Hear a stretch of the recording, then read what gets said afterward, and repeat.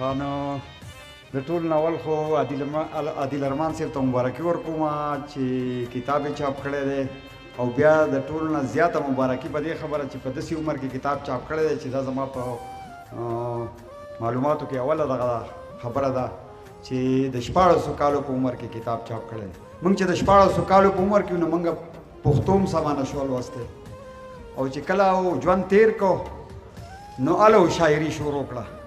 نو عادل ارمان ته خو لا ډېره لار پرته ده او بله چې دی به پکې څو کتابونه لیکي. ما خو په 4 کاله کې 15 ولیکل که نه.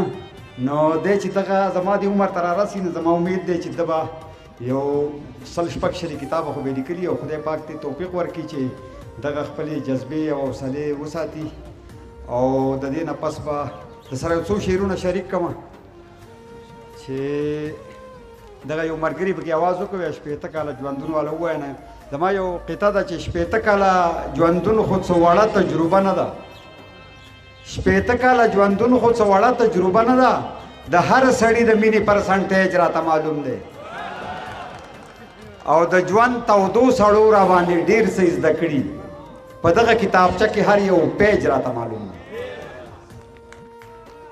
او پکار ده چې سړی د سړیتوب په لاره لاړ شي. پکار ده چې سړی د سړیتوب په لاره لاړ شي. سړی له زوال شته خو سړیتوب له زوال نشته او خاوند چې د کمال وي پس د مرګه به ژوندی وي او د مرګ سره ورکیږي چې په چا کې کمال نشته. او بله قطعه ده چې که احساس چاته کېدی د خپلو بدو که احساس چاته کېدی د خپلو بدو تنهایۍ کې به له ځانه شرمېدو او که نیتونه په مخونو ښکارېدلی هر سړی به د یو بل نه پټېدو او یا به مال ګټې او یا د خلکو زړونه یا به مال ګټې او یا د خلکو زړونه چې یو څیز ګټې په بل کې به تاوان خوري او شهادت به څنګه سیل کې چې مړ نه شي شپېلي نه وهلی کېږي چې ستوان خوري.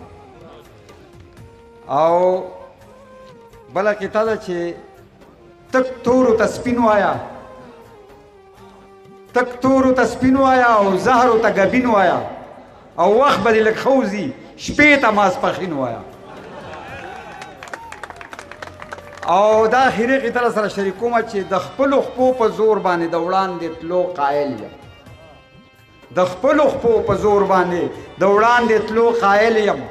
منزل ته دې ونه رسم د بل په سهاره او که مړ شم له تندې د مینت جام به ونه څکم که هر څومره ولاړ یم د سیند په کناره. چې ښکاري چې ځواني لاړه بوډا شومه نرم خوراک سخت را باندې ولګي او ځان باندې چې ډېره خواري وکړمه ښکلی شم خو وخت را باندې ولګي. مننه.